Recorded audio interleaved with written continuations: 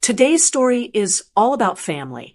And as we all know, family can be complicated, but it's also our greatest source of joy, and we should always try to share a laugh together. That's why I'm so excited about the Advent Calendar 2025. Mom Jokes. It's a wonderful audio and ebook with 24 days of clean, family-friendly humor that everyone, from grandkids to adults, will genuinely enjoy. It's the perfect pre-Christmas gift to start a new, happy tradition. The link to get yours is in the pinned comment. Now, let's get to the story I wanted to share with you. It's a terrible feeling, isn't it? When you realize that the people you love most, the ones you've spent your life sacrificing for, well, maybe they don't see you. Not in the way you need them to. My name is Lolita Combs. I'm 68 years old, and I recently overheard my son and his wife planning to use me. That's the only word for it. To use me as the unpaid caterer for her parents' 40th anniversary party. And let me tell you what I did next. Well, this is that story. But before I get to that part, to the part that makes my blood boil, even now, you have to understand my life. My life now. I live in a quiet, comfortable home here in Scottsdale, Arizona. I've been married to my husband, Arthur, for 47 years. He's a good man. He's steady. He spent most of those years reading his newspaper at our little kitchen table. And I've spent those same years making him the same cup of coffee, black, no sugar. It's a good life. It's the life we built, and we built it on love and mutual respect. This quiet life is new, though, or I should say newer. Before this, I had a whole different life. For 30 years, I was a caterer, not just a home cook who made a few casseroles for the church. I was a professional. Lolita's Kitchen. That was me. I was the person you called in this town when you wanted it done right. My food, it wasn't just about flavor. It was about heart. I built a business from scratch with my own 2 hands back when it wasn't easy for a woman to do that. I did the weddings for the children of the first people I ever cooked for. I did baptisms, bar mitzvahs, anniversaries, and yes, even the sad occasions, the funerals. My cocoa vin, my miniature beef Wellingtons, my signature lemon lavender tarts. People said they were elegant. I just thought they were honest. I put my soul into that food, and I think people could taste it. It was hard work. I mean, hard. Long, long hours standing on my feet in a hot kitchen, lugging heavy stock pots, waking up at 4 a.m. to get to the farmer's market to make sure I had the freshest ingredients. Arthur used to worry, said I worked too hard, but I loved it. I loved the bustle. I loved being a part of people's biggest, most important moments. I built a reputation for being reliable, for being creative, and for never, ever cutting corners. My name meant something in this community. I retired about 5 years ago. My back isn't what it used to be, and my hands, well, they ache when the weather turns cold. And honestly, I'd earned a rest. We'd saved, we were comfortable, and it was time. And I love being retired. I really do. My life is finally mine. My biggest decision most mornings is whether to have Earl Grey or English breakfast tea. I sit on my front porch, Arthur by my side, and we just watch the neighborhood wake up. We read. I have a stack of books by my fireplace that I'm finally getting through. This is the reward, isn't it? After all the years of working, of raising kids, of running a business, you're supposed to get to this part. The part where you can just breathe. The part where you're not on call anymore. That's what I thought. Anyway, I was looking forward to a life of peace, of simply being. Now, Arthur and I, we were blessed. We raised 3 wonderful children. They're all grown, of course, with lives and families of their own. Our daughter, Sarah, she's my heart. She's a teacher up in Oregon, married with 2 of her own. We have a video call every Sunday without fail. She's always showing me her kids' art projects or asking for my advice on her garden. She's always telling me, Mom, you have to write down your recipes. They're a legacy. She respects the work I did. She sees the value in it. Then there's our youngest, Michael. He's in the Air Force, stationed over in Germany. He's a good boy, always has been. He calls when he can, and it's always yes, ma'am, and no, ma'am, not because I make him, but because he's just a respectful man. He always ends the call with, I love you, Mom. I respect you. That little word, respect. It means the world. And then there's David. David is our eldest. He's the only one who lives close, right here in Scottsdale, just 15 minutes away. And I've always been so grateful for that. I truly have. I get to see his kids, my grandkids. I get to be a part of their daily lives. But David, he's different. He's a good son. He loves me. I know he does. But he's passive. He always takes the easy road. And he married Susan. Susan is a force. She's a very successful real estate agent, comes from a family with a lot of money, and she has a very particular image she likes to project. She's all about the brand names, the fancy restaurants, the right people. Because David and Susan are local, I've always been the go-to. You know what I mean, don't you? When they need a last-minute babysitter because their plans changed, they call me. When a button pops off David's good coat, he brings it to me. When they decide at the last minute to have people over and don't feel like cooking, I always end up bringing a few trays of something. My famous appetizers, as they call them. I've always been available. I've always been dependable. I did it because I'm his mother, because I love my son and I love my grandkids, because that's just what you do. You show up for family. I never really thought about what it cost me. I never really thought about whether they saw me, Lolita, or if they just saw a solution to their problems. I never thought about it until that day, the day I walked in their back door and heard what they really thought of me.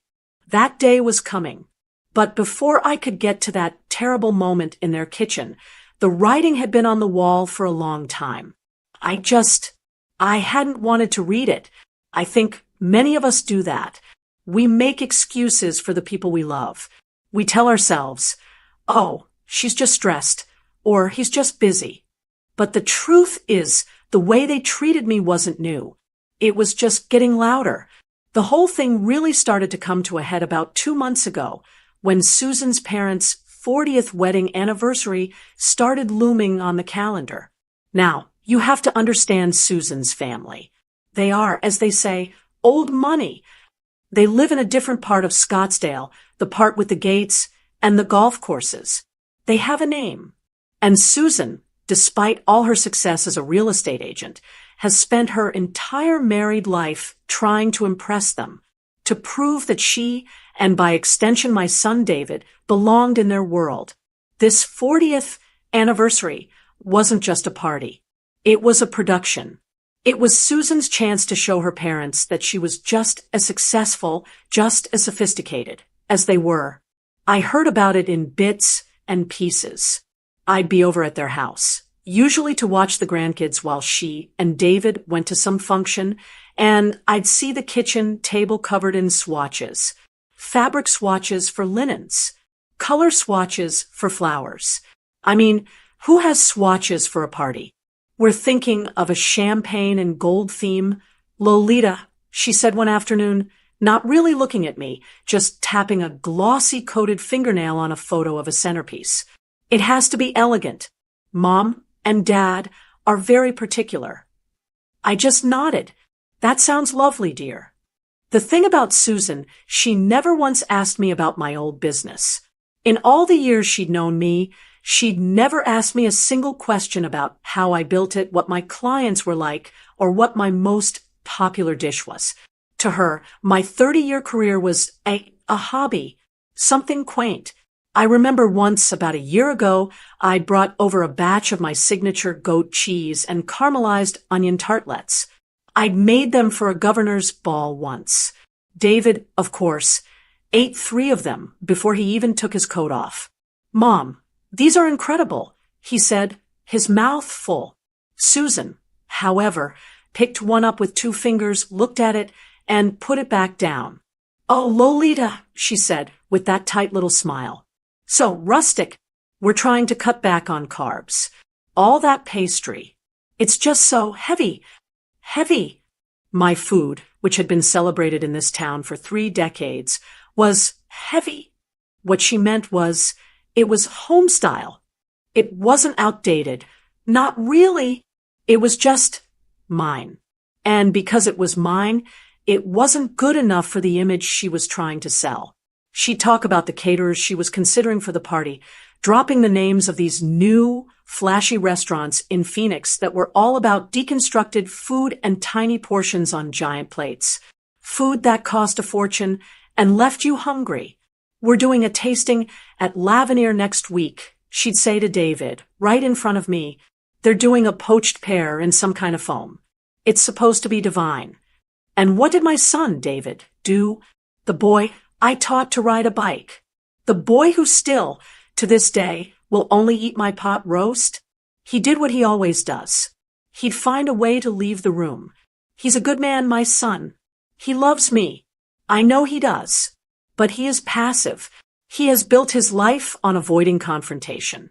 He lets Susan run the show because it's just easier. And he benefits from my heavy cooking all the time. Oh, yes. He'll call me. "Hey, Mom, I'm swinging by. Are you making anything?" And I'll have a meatloaf in the oven or a pot of soup on the stove, and he'll sit at my kitchen table, the one he grew up at, and he'll eat 2 full plates. He'll talk about work, about the kids, about how tired he is. He'll let me be his mother. He'll bring over his good suit jacket. "Mom," he'll say, "I snagged this, and I have a big meeting. Can you?" And I'll sit, my old, aching hands working a needle and thread, fixing what's broken. He lets me mend his clothes. He lets me feed him. He lets me watch his children. He takes all the comfort of homestyle that I have to give. But when his wife in his own living room looks at my food and calls it rustic, he suddenly has to go check on the kids. Or take a work call. He just disappears. He leaves me standing there, feeling small. And that, in its own way, hurts more than Susan's snide comments. Her words are like bee stings, but his silence is a deep bruise. So, as this party planning got more and more intense, I saw the pattern. Susan was in full-blown impress the parents mode, and David was in full-blown hide and stay out of the way mode. I'd see the invoices on the counter, the one for the string quartet, the one for the valet parking, the one for the ice sculpture, an ice sculpture for a party in Arizona, and all I could think was, this is just a show. There was no heart in it. It wasn't a celebration of 40 years of love. It was a performance. I saw all this. I saw how she dismissed me. I saw how he let her. And still, I wanted to help. I know. Why, Lolita? Why would you even offer? Because I'm a mother. And because deep down, I am a caterer. I can't help it. My hands know how to do this work. I looked at the chaos, at the stress Susan was putting herself under, and my first instinct, my lifelong trained instinct, was to step in. I thought, maybe I can just make the appetizers. It would save them some money. It would be my gift. I thought it would be a nice gesture, a way to connect, to be a part of the family. I had no idea what was coming. I had no idea that my small, simple offer to help would be the thing that finally opened my eyes. Speaking of family, don't forget to grab this audio and ebook, The Advent Calendar 2025. Mom Jokes. It's 24 days of family-friendly laughs. Link in the pinned comment. So, I let that idea sit for a day or two. A gift, I thought. It'll be my gift to them. I saw Susan's car screeching into their driveway, saw her get out with her phone already pressed to her ear, looking frazzled. I saw David come home late, looking tired. And my heart, well, it's a mother's heart. It just wants to fix things. I thought, this is silly. All this stress, all this money. I have 30 years of experience in my own two hands. I can take one thing off her plate. Just the appetizers. It'll be a help. A genuine help. I really believe that. I convinced myself that this was just a practical problem, and I was a practical solution. I decided to call David, not Susan. I told myself it was because he was easier to reach during the day. But if I'm being perfectly honest with you, it's because I was a little, well, not afraid of Susan, but I knew she'd say no, and I knew it would be sharp. David, I thought, would at least be gentle. He's my son. I thought I could talk to him. So, one Tuesday afternoon, I picked up my phone. I had my cup of Earl Grey right next to me. I felt good about it. I felt like a mom just trying to help her kids. He picked up on the third ring. Hey, Mom, what's up? I've only got a minute. He was already rushed. Hi, honey, I said, trying to sound breezy. Oh, nothing big. I was thinking about this big party for Susan's parents. I heard him sigh, just a little one, but it was a here we go kind of sigh. Yeah, he said, this party, it's a lot. Well, that's exactly why I'm calling, I said, pushing ahead. I know you and Susan are just run ragged, and I know you're spending a fortune. I'd like to help. I was thinking, why don't I handle all the appetizers for the party? Just take it completely off your plate. I was already picturing it in my head. My beautiful silver trays, my famous tartlets, the ones with the goat cheese, and the caramelized onions, my bacon-wrapped shrimp with the chili glaze. It would be me. It would be a touch of my heart in their big, fancy party. It would be my gift, I said, just to be clear. My 40th anniversary gift to her parents. There was a silence on the other end of the line. It wasn't a long silence, but it was a loud one. You know the kind where you can just hear the other person squirming. Oh, he said, oh. Then, Mom, wow, that's so nice of you. That's really nice of you. But, and there it was, the but. The thing is, he stammered, and I could hear him lowering his voice like he was in his office and didn't want to be overheard. The thing is, Susan, she's already hired a caterer, a professional team. He said it like I was, what, an amateur?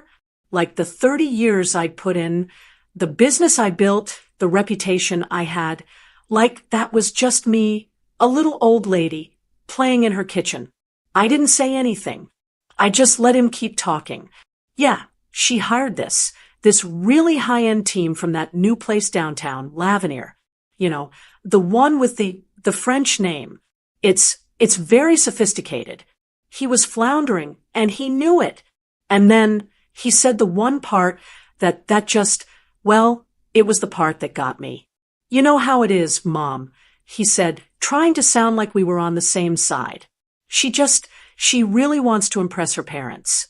They're particular. So she wants everything to be, just right. Right. High-end. Sophisticated. A professional. All the words he used were just little daggers. He was telling me, in his own passive, roundabout way, that my food wasn't right, that my food wasn't high-end, that my food wasn't sophisticated, that I wasn't a professional. My son, my David, the one whose childhood lunches I packed, the one whose college friends I fed until they burst. He was telling me that my food wasn't good enough for his wife's family, that my cooking, my life's work, didn't fit the image they wanted to project. I felt so small. I felt that awful, hot flush of embarrassment right there in my own kitchen. I felt dismissed. And you know what the worst part is? I didn't say a word of that to him. I did what I have always done.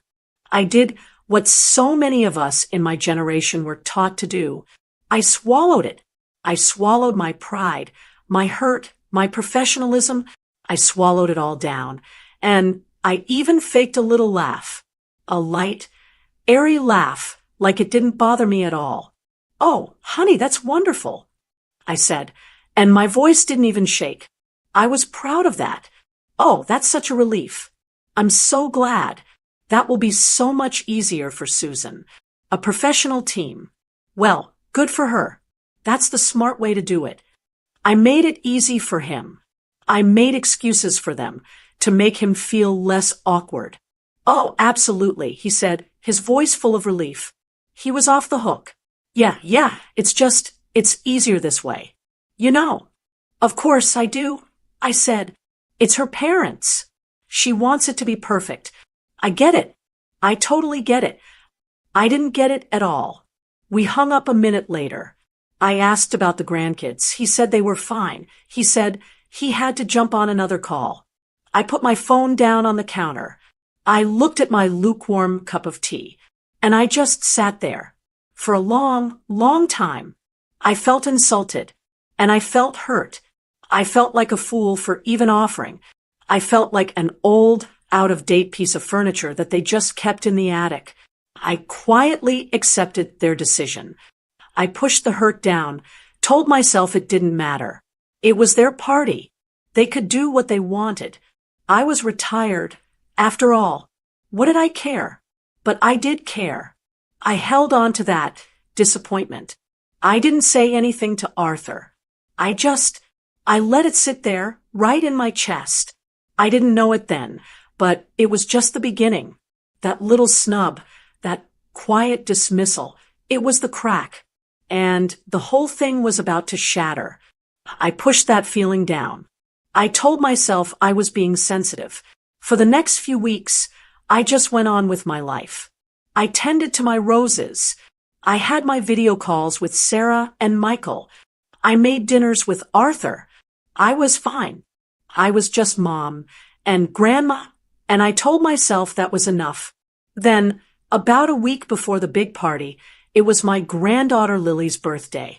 I bought her a book, a beautiful, illustrated copy of The Secret Garden, and I'd wrapped it in bright pink paper. I figured I'd just stop by their house in the afternoon and drop it off. I didn't even call. I never had to. I'm grandma. I have a key. I'm always welcome. I pulled into their driveway. Susan's white SUV was there, and so was David's sedan, which was odd for a weekday afternoon. Oh, I thought, maybe they're both working from home. I walked up the side path to the back door, the way I always do. It leads right into the kitchen. It's the family entrance. The front door is for guests, but I've never been a guest. I had my hand on the doorknob, turning it slowly so it wouldn't make a sound just in case one of the kids was napping. I had the gift bag in my other hand, and that's when I heard Susan's voice. It wasn't her normal controlled, real estate voice. She was frantic. She was loud, and her voice was high and tight. "I cannot believe this," she was almost yelling. "A kitchen fire. A fire. He said the whole system is down. They're canceling. David, canceling. My parents' 40th anniversary, and they are canceling." I froze. My hand was still on the knob. I shouldn't have listened. I should have knocked, or just walked in and cleared my throat. But I didn't move. "Okay, Susan, just calm down." I heard David's voice, that placating tone he always uses with her. "We'll find someone else. It's Scottsdale. There are 100 caterers." 100, she shrieked. "In 1 week? For 75 people? For this kind of party? David, Lavenir was the best. My mother was impressed. What am I supposed to do now? Serve them pizza?" "No, of course not," David said. He sounded tired. "Look, we could ask my mom." My heart gave a little jump. I don't know what it was. Hope maybe that my son, in a crisis, thought of me. But then Susan spoke, and her voice was pure ice. Your mother?" she said, like he just suggested serving dog food. "David, are you insane? Did you not just hear me? This is an elegant party for my parents, not some potluck. I can't serve her. Her, home style, whatever it is. It's so small town. My mother would be mortified. There it was again. Home style. Small town. The same words she always used, the same way she dismissed my life's work. I should have left. I should have backed away, gone to my car, and just driven home. But my feet felt like they were nailed to the patio. I had to hear what my son would say. I held my breath, waiting for him to defend me, to say, my mother is a professional, or her food is incredible. This is what he said. Susan, just think about it, he said, and his voice was low, conspiratorial. We're in a jam. We're not going to find anyone good in time. And if we do, it's going to cost a fortune. A last-minute rush fee? Can you imagine? He paused, and then he delivered the final, killing blow. Look, we call her. She has nothing else to do. She'll be thrilled you asked. She'll be so excited to save the day. He leaned in, and his voice got even quieter. And Susan, she won't charge us a dime. She's my mom. She's always dependable. Dependable. She won't charge us a dime. She'll be thrilled to do it. She has nothing else to do. The gift bag in my hand suddenly felt like it weighed 100 pounds. My blood, it didn't boil. It didn't get hot. It ran cold. It was like stepping into an icy cold bath. Just a complete, total, numbing shock. They hadn't just snubbed me. That I could have lived with. This was worse. This was the truth. In their eyes, I wasn't a professional. I wasn't even family, not really. I was a resource. I was the free, second-rate labor they could call in when their real, expensive plans fell through. I was the dependable old woman who had nothing else to do but wait by the phone, thrilled to be used by them. My 30-year career, my reputation, none of it mattered. The only thing that mattered to my son, to David, was that I was free. The hurt from that phone call a few weeks ago was just a paper cut. This was a wound. I heard Susan sigh. Fine, she snapped. Fine. Call her. But you tell her she needs to make it look fancy.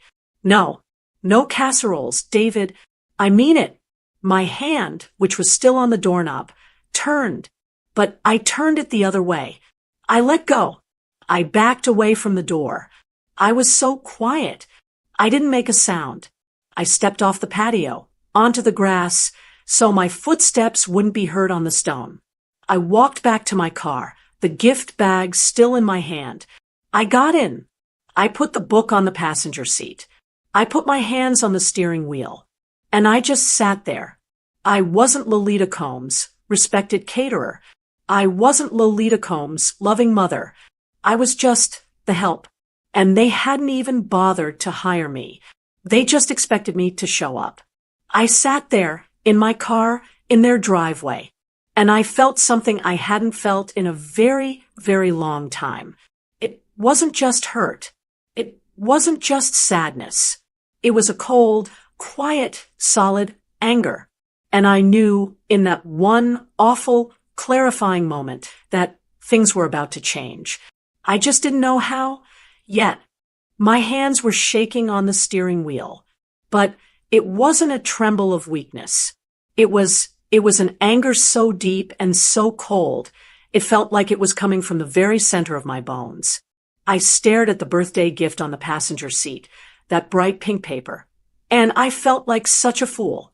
I wasn't just hurt. I was humiliated. And the part that cut the deepest, the part that I just couldn't breathe around, it was David. Susan was Susan. I expected her to be dismissive. I expected her to be snobby and to look down on me. She's always seen me as some quaint, old-fashioned woman who bakes. She doesn't know me. She doesn't want to know me. Her words were sharp, yes, but they were her. But David, my son, my firstborn, the boy I taught to have a spine, the the boy who watched me build my business. He was there. He was there for the 4 a.m. wake-ups. He was there for the 18-hour days. He was there when I'd come home, my feet swollen, my back aching, but with a check in my hand that meant we could pay for his college books. He knew my worth. He knew exactly what my work was. And he was the one who said, "She'll be thrilled." He was the one who said, "She has nothing else to do." He was the one who boiled my entire life, my entire career, down to one single insulting, disgusting word: free. He was the one who offered me up as the dependable sacrifice just to make his wife happy and, worse, to save himself some money. That was the betrayal. That was the part that made me feel sick to my stomach. I sat there in their driveway, and I saw it all so clearly. All the babysitting, all the mending, all the dinners I just happened to have extra of. It wasn't family. It was service. Unpaid, unappreciated service. And as I was sitting there, feeling my worth just drain out of me onto the floor mats of my car, I thought of my daughter, Sarah. It was almost a physical jolt. I thought about our video call from last Sunday. She was in her kitchen in Oregon, trying to make my cocoa vin for her husband. And she was laughing, holding the phone up to a pan. "Mom, it's just not the same," she'd wailed, but she was smiling. "I follow the recipe, but it's not your food. You're a magician. You're an expert. I would seriously pay you $1,000 to just fly here, stand in my kitchen, and show me what I'm doing wrong. You're a master, Mom. You really are. A master. An expert. I would pay you." The contrast was so sharp, so sudden, it was like a slap in the face. My daughter in Oregon, she saw me as an expert, a master. My son, 15 minutes down the road, he saw me as an unpaid servant. The shaking in my hands stopped. It just ceased. And the cold anger in my chest didn't go away. It settled. It cooled and it hardened, and it became something else. It became resolve. I was not going to be used. Not like this. I was not going to be their dependable little secret weapon, the one they looked down on but used in a crisis. I was not going to be thrilled to be their second choice. I put the key in the ignition. The engine turned over quietly. I backed out of their driveway. So slowly, so carefully. I didn't spin the tires. I didn't speed off. I just left. I drove home. I didn't even turn on the radio. I just drove. When I walked into my house, Arthur was in his chair reading. He looked up at me over his glasses. "You're back quick, Lolita. Everything all right? You look a little pale." I put my purse down on the table. "Everything is fine, Arthur," I said, and my voice was perfectly, wonderfully steady. I have something I need to do." He nodded, trusting me, and went back to his paper. I didn't go to the kitchen. I didn't go to the porch to have my tea.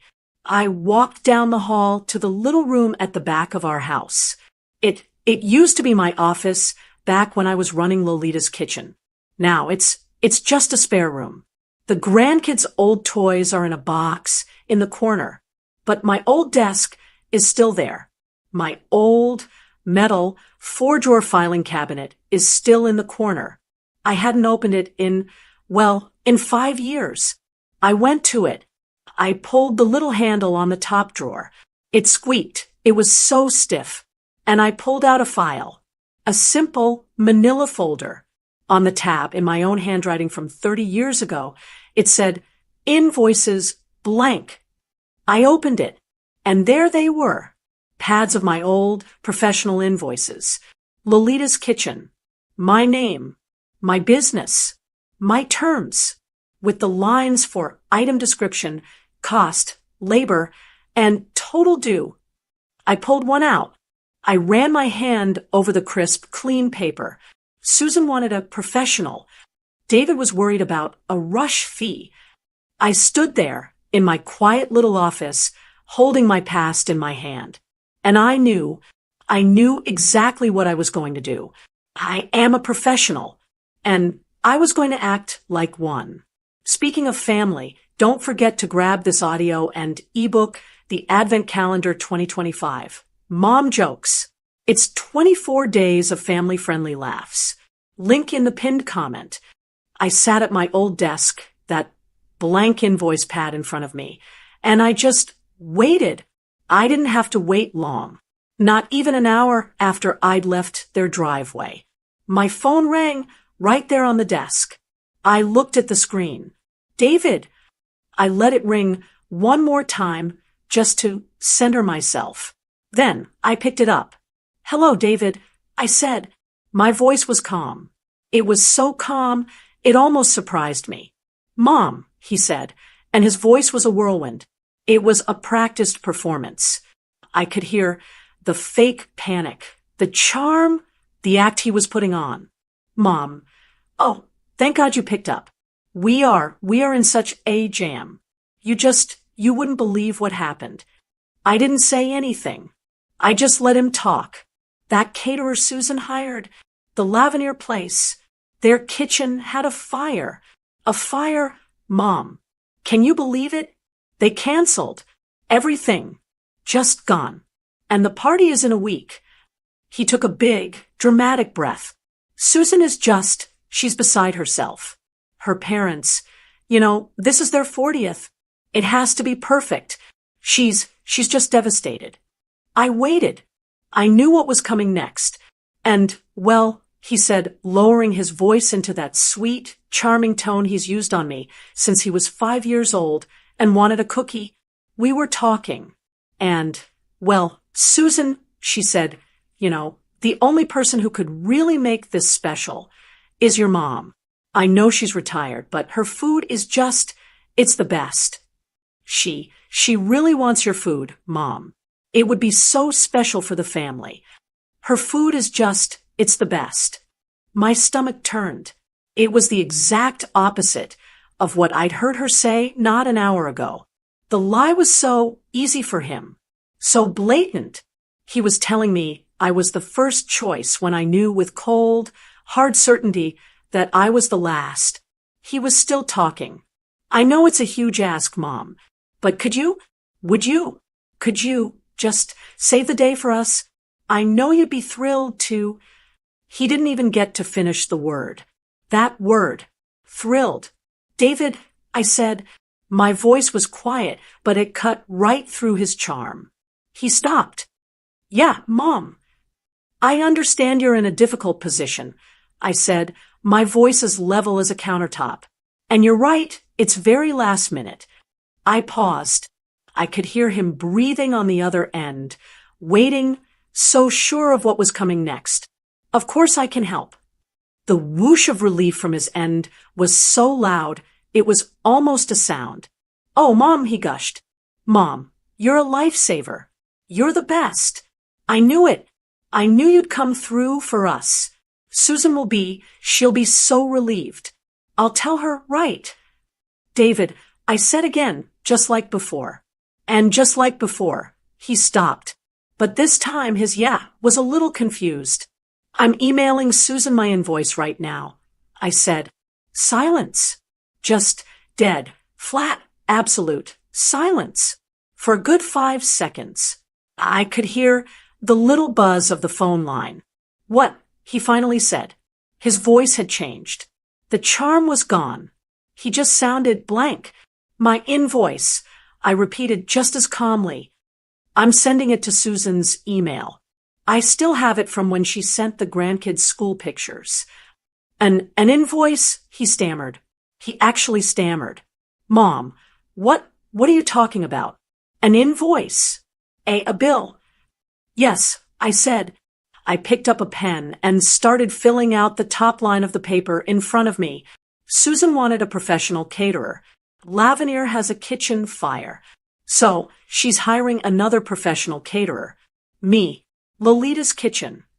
Mom, this isn't funny, he said, and I could hear the anger starting to creep into his voice. The confusion was wearing off. I'm not being funny, David. I said, I'm being a professional.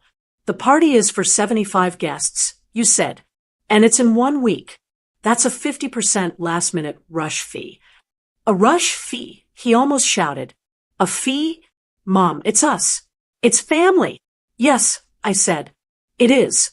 And as family, I'm doing you the favor of not charging you the holiday rush fee, which this close to Thanksgiving, I'd be perfectly entitled to do. But for you, I'll stick to the standard 50%. I kept writing, my voice steady, laying it all out. I will need the deposit. That's 50% of the total. I'll write it on the invoice within the hour. I can't start buying ingredients until the deposit is paid. I'll need to go to my specialty suppliers, and I won't use my own money to do it. This is insane, he said. I can't believe. Susan was right. He cut himself off. But he'd said enough. Susan was right about what, David? I asked, and my voice went cold. Just for a second. Nothing, he said too quickly.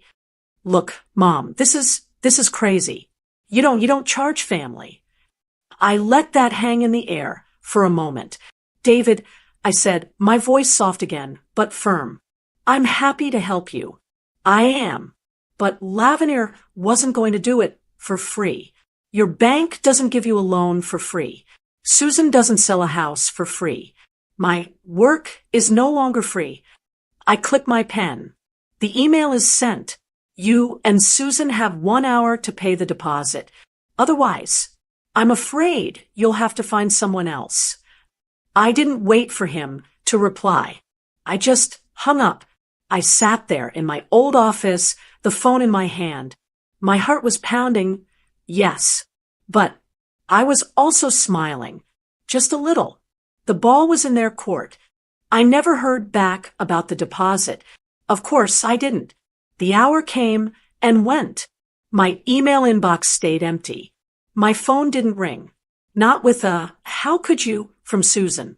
Not with a, Mom, I'm so disappointed, from David. Nothing. Just silence. And that silence told me everything I needed to know. They were horrified, but not at their own behavior. They were horrified at the price. They were horrified that I had dared to put a dollar amount on the very thing they were trying to get for free. They didn't see the invoice as a bill for professional services. They saw it as an act of betrayal, which I have to say is just a special kind of irony. So the week went by. It was quiet. A little too quiet. Arthur knew something was up, but he's a wise man. He knows when to ask, and he knows when to just be there. He just made sure my tea was hot. I had my video call with Sarah on Sunday, and I didn't say a word about it. It was my business, not theirs. Then Saturday arrived, the day of the party. I woke up at my usual time. The sun was streaming through the blinds, here in Scottsdale, just like it always does. It was a beautiful, clear, perfect autumn day. I put on my comfortable clothes. I went to my kitchen. I made 2 cups of coffee, 1 black for Arthur, 1 with a little cream for me. I took mine, and a book I've been meaning to read for 6 months, out to the front porch. I sat in my wicker chair. Arthur came out a minute later with his newspaper and sat in his. We just sat. I could hear the mourning doves.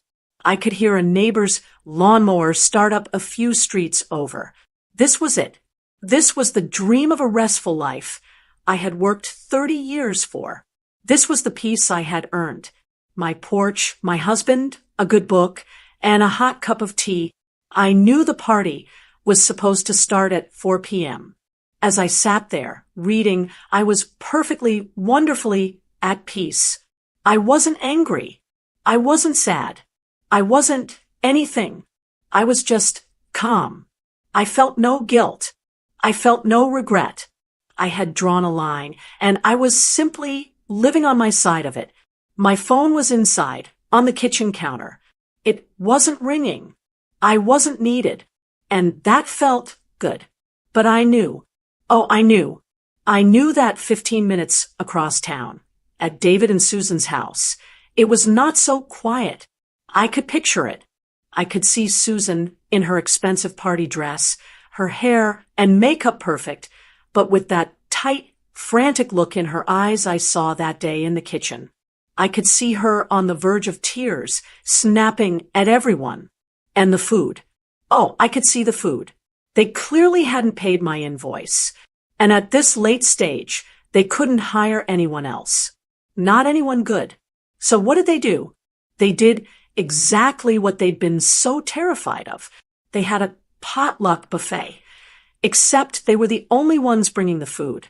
I could see the kitchen island, the one that was supposed to have my silver trays of elegant appetizers. I could see it covered in grocery store platters. I could see the big plastic vegetable tray with the shrink-wrap film still clinging to the edges and that tub of ranch dip in the middle. I could see the pile of sandwiches cut in clumsy quarters getting a little dry around the edges. I could see the aluminum trays of what? Store-bought chicken wings, a tub of potato salad from the deli. I could see Susan frantically trying to move it all onto her good platters, but it just looked sad. It looked cheap. It looked exactly like what it was, a last-minute desperate scramble. I could see David in his nice suit, sweating, not charming, not the host, just a frazzled helper dumping a bag of ice into a cooler because the ice machine wasn't fast enough. He'd be avoiding Susan's eyes. He'd be miserable. That was the image they were projecting, all because the cost of my real work was too high. They'd rather have this mess, this humiliation, than pay me what I was worth. And then, the moment Susan had been dreading, the doorbell rings. It's 4 p.m. On the dot. Her parents, they walk in. Her mother, elegant, in a silk dress. Her father, in a blazer, looking wealthy. They are the picture of high society that Susan has been trying to impress her entire life. They'd been told about Lavenir. They were expecting sophisticated.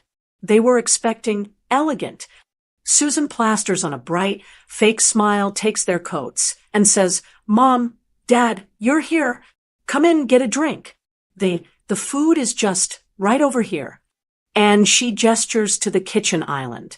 I can see it as clear as if I were there. Her mother's eyes, just scanning that table, taking in the plastic tubs, the sad sandwiches, the cheap napkins David probably grabbed at the checkout line.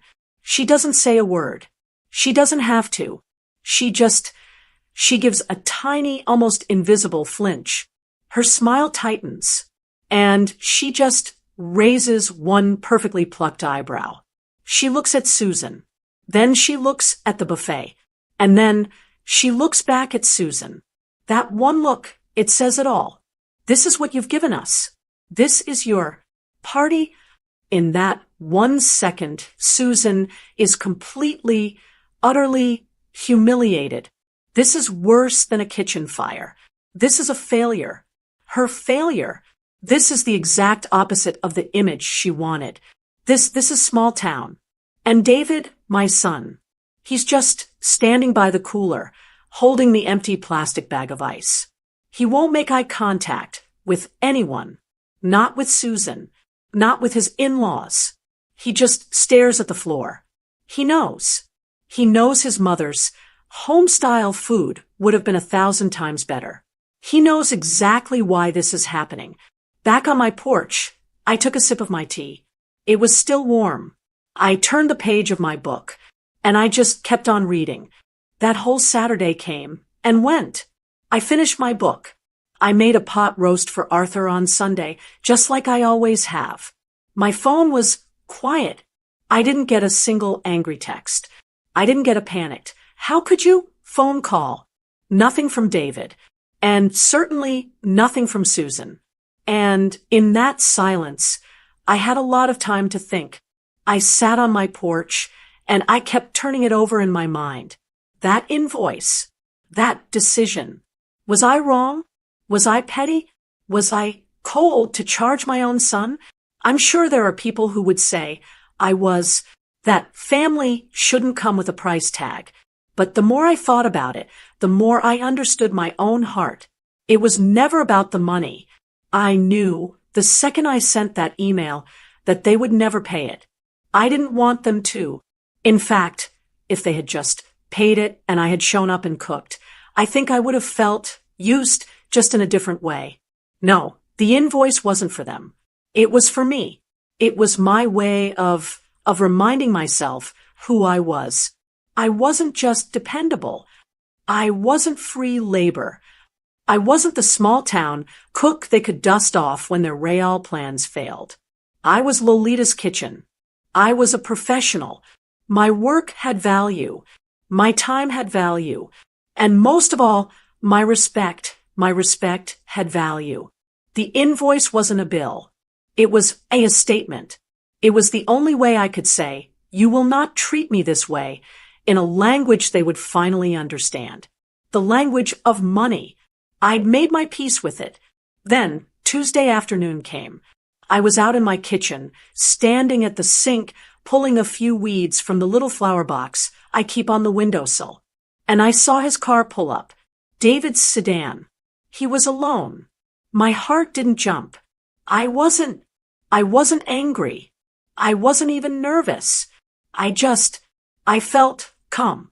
I washed the dirt off my hands, dried them on a kitchen towel, and I walked to the front door. I opened it before he even had a chance to knock. He was standing there on the mat. He wasn't looking at me. He was staring at his shoes. He looked small. He looked just like the 10-year-old boy I used to have to scold for tracking mud into the house. He looked ashamed. "Hi, Mom," he said. His voice was low. "Hello, David," I said. I didn't smile. I didn't scowl. I waited. Can I come in?" "Of course," I said, stepping back. "You're my son." He walked into the entryway, but he didn't go to the kitchen for a cookie like he used to. He stood in the middle of the hall, rubbing the back of his neck. "So, the party," he started. He couldn't quite get the words out. It was a disaster, Mom. Just a total disaster. I didn't say, "I told you so." I didn't say, "Good." I nodded. "I'm sorry to hear that," I said, and I was. Genuinely. I don't enjoy his pain. "No," he said, and he finally looked at me. His eyes were tired. "No, Mom, I'm sorry. I am.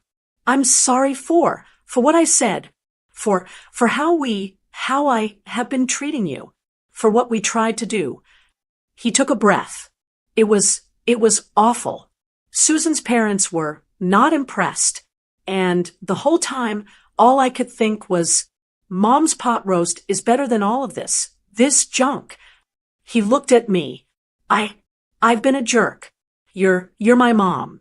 And I treated you like staff. And I'm sorry. I really am. I looked at him, my son, and all that cold anger I'd felt in the car, it was gone. It had burned itself out like a fever. All that was left was, well, just the love I've always had for him. But something was different. The rules were different. The old way of doing things, that was over. And he needed to know that. I nodded. Slowly. "I accept your apology, David. Thank you. That means a lot to me." He looked so relieved. A little smile started, like, "Oh, good. We're back to normal." But we weren't. "But David," I said, and my voice was kind, but it was firm. It was the voice I used when he was a teenager, and he was asking to take the car out on a school night. "I need you to understand something. I love you. I love Susan, and I love my grandkids. You are my family. But the caterer," I said, and I motioned back toward my old office. "She's retired. For good." He just looked at me, a little confused. "From now on," I said, "I am happy to come to your parties. I am thrilled to come.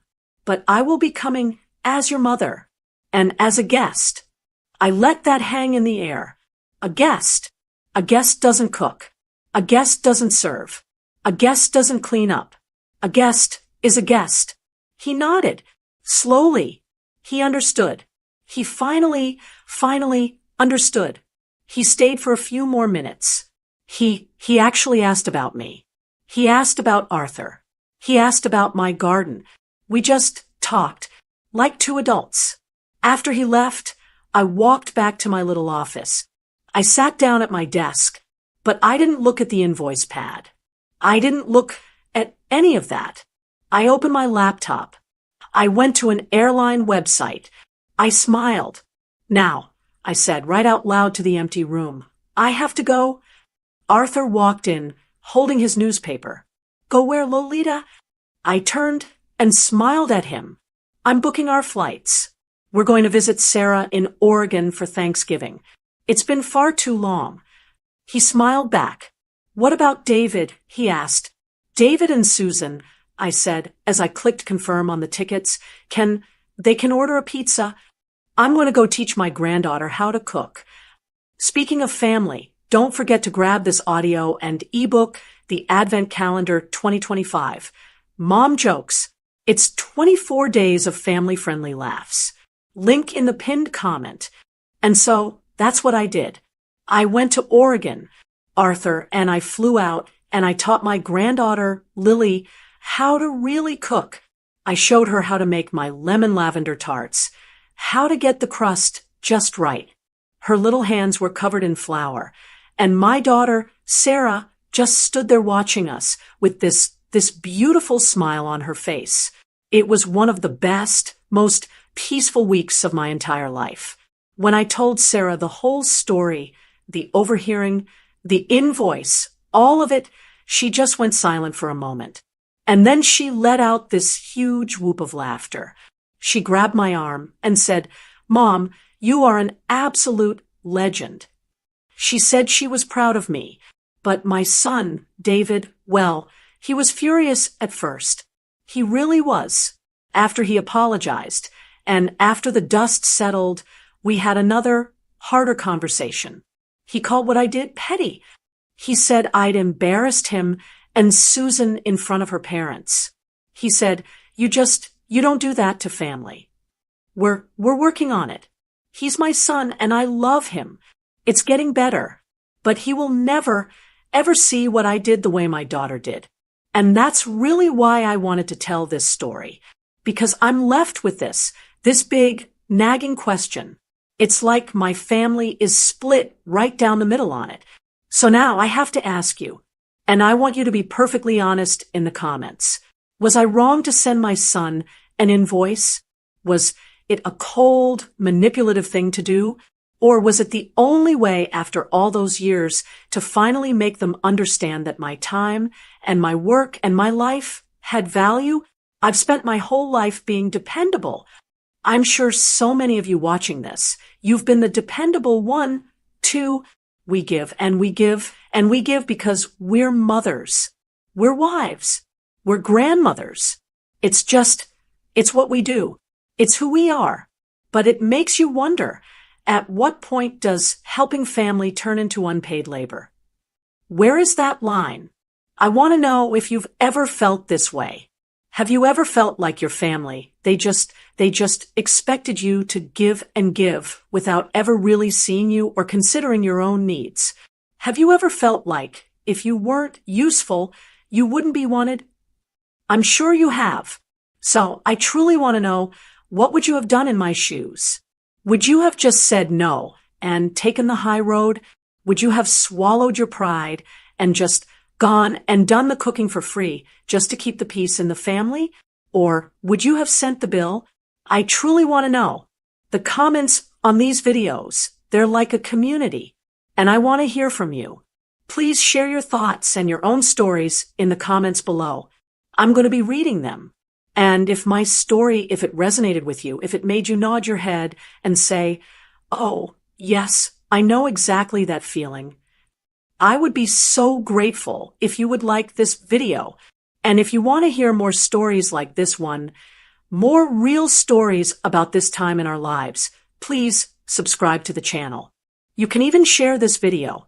Share it with a friend or a daughter, or maybe even a daughter-in-law who might understand. Speaking of family, don't forget to grab this audio and ebook, The Advent Calendar 2025. Mom Jokes. It's 24 days of family-friendly laughs. Link in the pinned comment. Thank you for listening to me. It means more than you know. And please remember to value yourselves, because if we don't,